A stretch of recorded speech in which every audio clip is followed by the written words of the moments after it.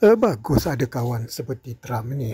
Saya bagi contoh ketika di Oval Office, Muhammad bin Salman, putera mahkota Arab Saudi yang sedang melawat Washington, bila reporter tanya tentang Jamal Khashoggi yang dikatakan oleh CIA, MBS mempunyai sedikit dikatakan kaitan dengan pembunuhan Jamal Khashoggi, Trump terus menjawab, mempertahankan MBS tentang Jamal Khashoggi ini, dan bukannya apa, dia mengherdik balik reporter itu. Kamu daripada mana? Kamu tak rasa menghormati tetamu saya.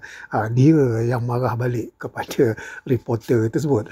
Dan lihat MBS hanya senyum, relax aja. Sebenarnya Trump ni dia baik dengan orang bila ada sesuatu yang dia nak. Dan daripada MBS banyak perkara yang dia nak.